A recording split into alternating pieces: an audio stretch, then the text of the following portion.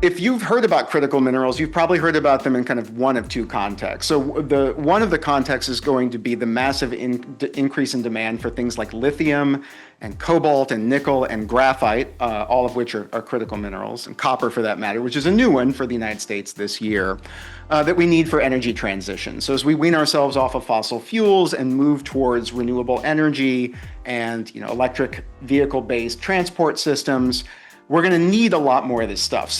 In some cases, 50 to 60 times. We're going to have to mine more copper in like the next 2 decades than we have in human history in order to meet anticipated demand. That's a lot. No, it's a lot, right? But it also includes things that you've probably heard about in other contexts. So it includes antimony. We need antimony for artillery shells and other things that go boom.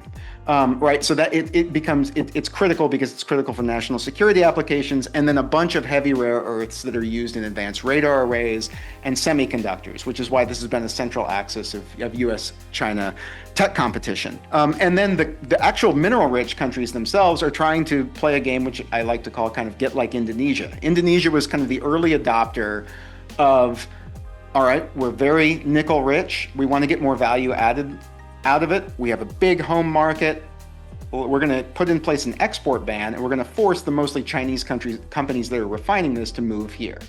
So you can take it out of the ground and also refine. Exactly. They're moving from step 1 up to step 1 and 2 with an eventual goal to kind of get to that third, which is final battery assembly. Now that works out really relatively well in a massive country like Indonesia with a potentially large home market and also access to a lot of energy. Now it's dirty coal energy, but they still have it, and so their energy costs are low. So it's going to be more difficult for other countries to achieve the same kind of ends by trying to kind of take this sort of resource nationalist approach. What is the relationship between, the big team, climate scientists, right, broadly, okay, the relationship between, the people doing that kind of work and the military / national security apparatus? What does that look like? Abroad, it's been mainstreamed amongst many of our NATO allies. There's now a NATO Center for Climate Excellence, a NATO Center of Excellence for Climate Security in Montreal.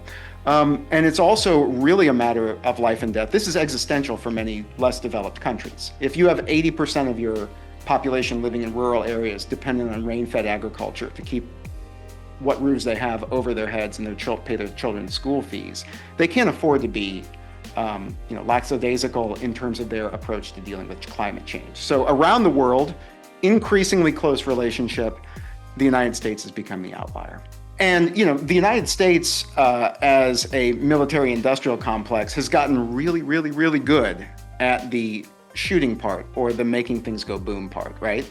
The problem is that, SEAL Team 6 and the nuclear triad and our, dozen or so carrier groups are really not effective in addressing the underlying root causes of climate change. I mean, I haven't found a caliber of bullet yet, right, that will stop a hurricane.